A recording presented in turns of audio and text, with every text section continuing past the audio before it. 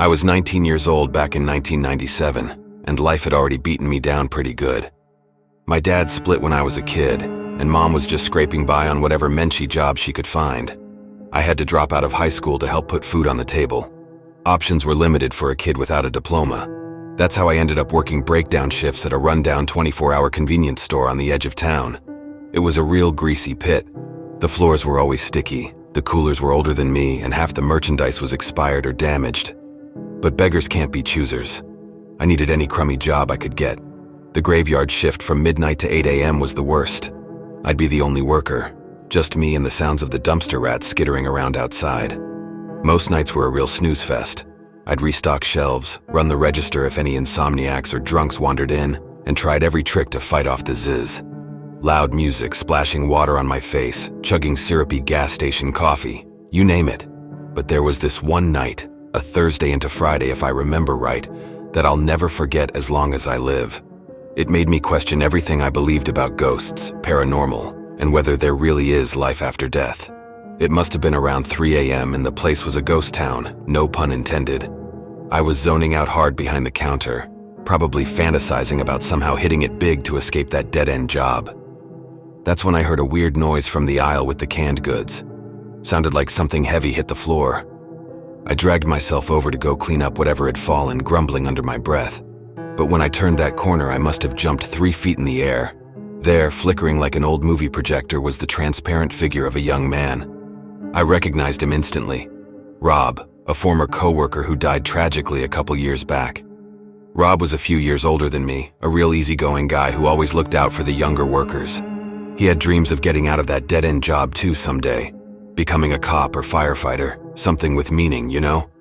But then one night there was some kind of robbery gone wrong. All I knew was Rob ended up getting shot point blank by the bastards, bled out before the ambulance could arrive.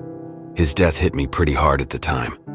Rob was one of the few bright spots in that miserable job, and to see his life get cut short like that, it just wasn't fair. I was genuinely upset for weeks after it happened. So you can imagine how I felt when Rob's ghostly form appeared in front of me that night, flickering and wavering in the harsh fluorescent lights. His face looked, I don't know, sunken and empty, like a waking corpse. He opened his pale lips, but no sound came out.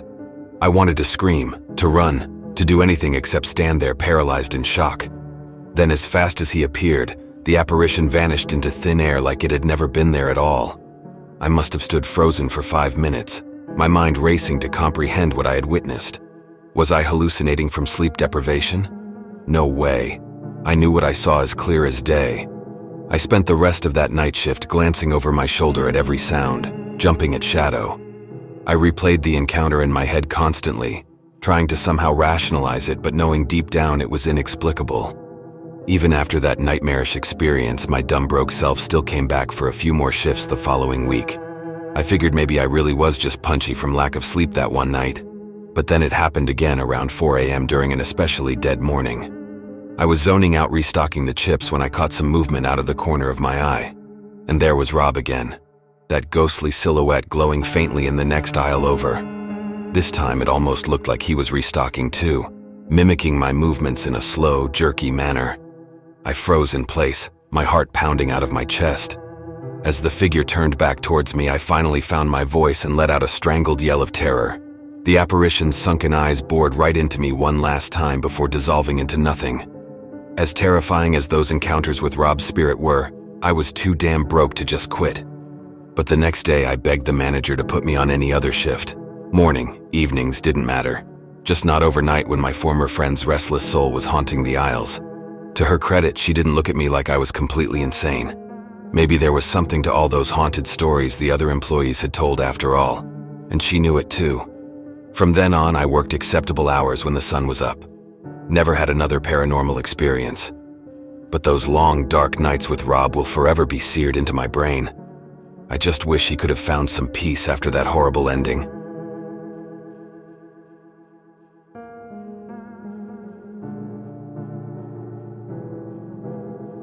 It was just another typical day at the convenience store where I worked.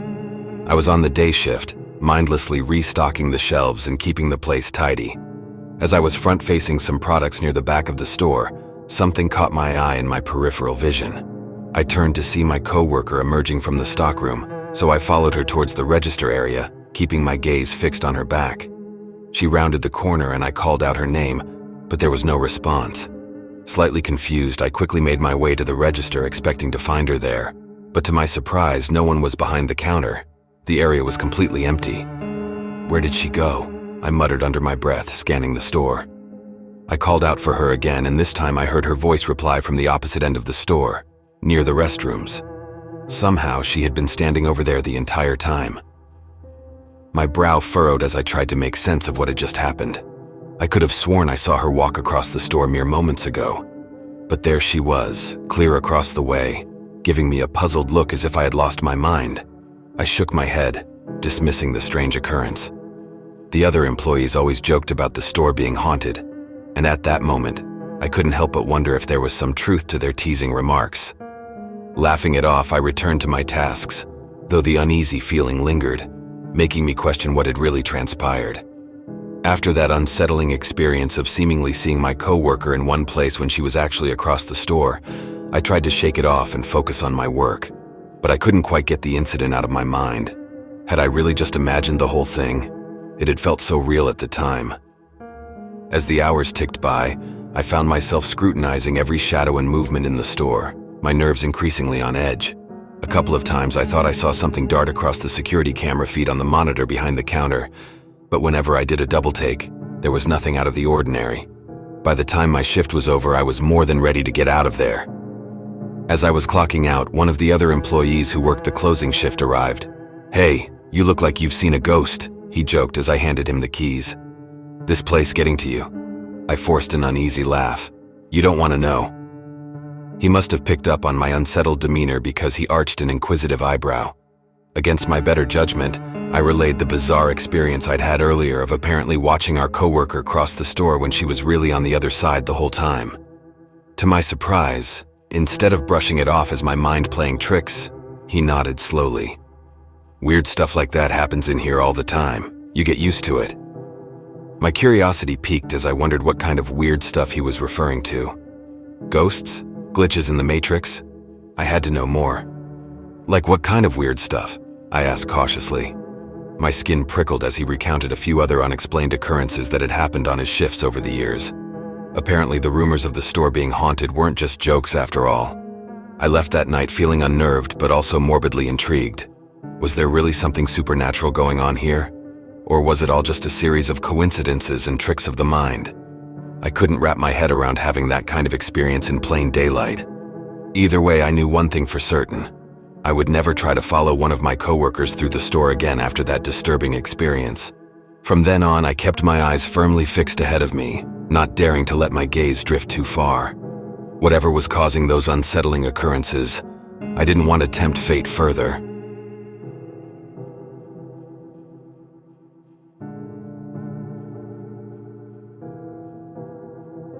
It was the crappy night shift again. The schedule I always seemed to get stuck with lately at the Stop and Shop convenience store. I'd been working here for almost 2 years now, ever since dropping out of community college. It was a dead-end job, but it paid the bills. Barely. I hurled another rock-hard day-old donut into the trash bin behind the counter in disgust. At least the overnight shifts were pretty quiet usually. I could sit on my ass, scroll on my phone, and sip disgusting gas station coffee in relative peace.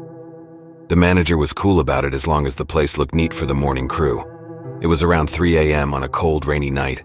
Hardly anyone ever came in this late except the insomniacs, drunkards, or third-shift workers looking for a refuel. I was alone in the harsh fluorescent glare, trying to stay awake by chugging yet another Monster energy drink.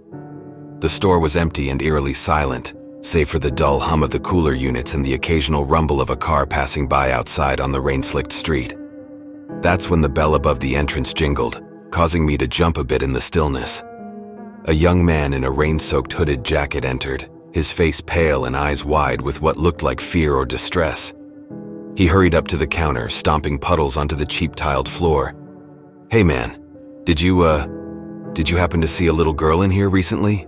Maybe running around the aisles or something?" he asked in a shaky voice. I stared at him blankly for a moment, confused by the strange question. "No man, it's been dead in here for hours. Just you and me." I leaned forward on the counter, squinting at him. Working this crappy third shift had me seeing things too sometimes. The nervous stranger's face seemed to drain of what little color it had.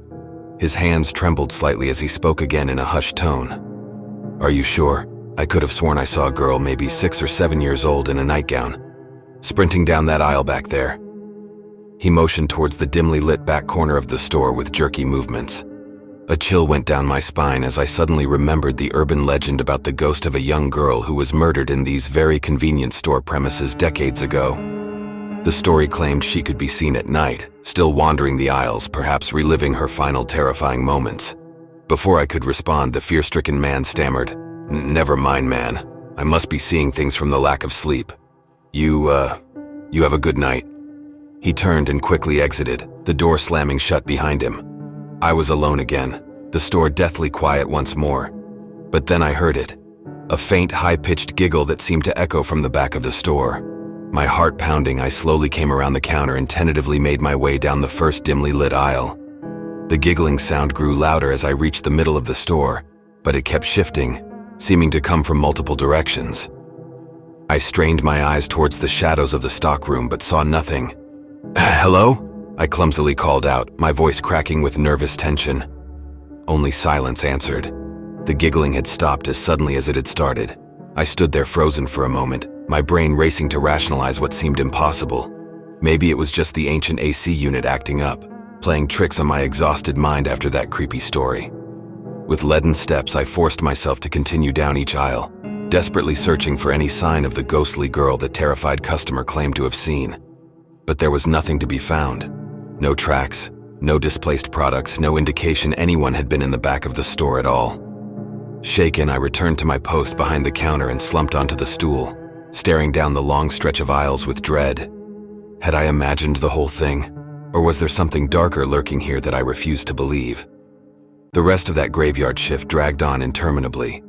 I jumped at every tiny sound, the old freezer units kicking on, a truck passing on the street outside. My mind kept replaying the terrified look on that customer's face when he asked about the little girl, and those childish giggles still seemed to echo in my ears. What if he had really seen something?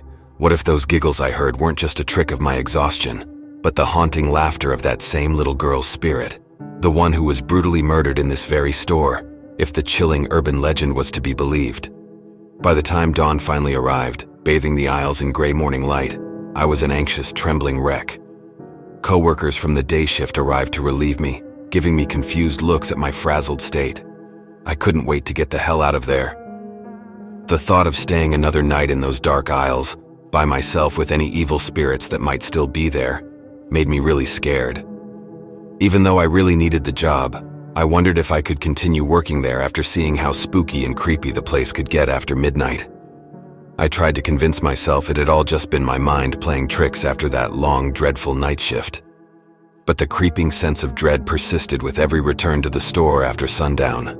I couldn't seem to shake the sinking feeling that something insidious still lingered here, something that fed off the cloak of night. A few weeks later, I was back on overnight duty, though mercifully not alone this time.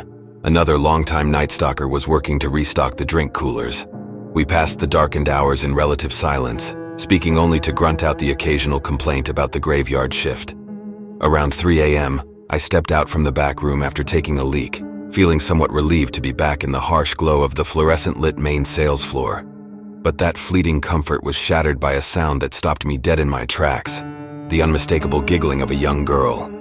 My blood instantly ran cold. The high-pitched laughter seemed to flutter and echo from multiple directions, as if the source were in perpetual motion. "You hear that?" I called out in a trembling voice. The burly stalker stepped out from the drink aisle, his face slightly paler than usual. The giggling continued, now joined by what sounded like the faint patter of little feet. "Yeah, I hear it," he finally muttered, his eyes wide with a mix of fear and confusion. "What the hell is that?" We both fell silent, straining our senses to pinpoint the source of the sounds, but they seemed to drift, reverberating through the air all around us in a dizzying, unnatural way. Panic began to set in, my hands shaking, cold sweat beating on my forehead. Then, as suddenly as it had started, the haunting laughter and footsteps cut off, dropping us into a silence that felt equally oppressive. We stood rooted in place, neither of us daring to move or make a sound. The night dragged on eternally after that. We jumped and flinched at every minor creak and thump, our frayed nerves causing our minds to play tricks. When the merciful light of dawn finally pierced through the storefront windows, we practically ran out of there without a backwards glance. I knew now that I hadn't imagined it before, and my coworker's panicked reaction confirmed he had experienced it too. The unmistakable supernatural presence of someone or something that didn't belong here. As the nights wore on, I couldn't help but feel silly for letting my fear get the best of me over some unseen force. What was I supposed to do, cower every time I thought I heard something go bump in the night? I was a grown man, not a kid afraid of monsters under the bed. Still, that didn't make the experiences any less unnerving when the store went dead silent after midnight. I never felt completely alone in those darkened aisles again.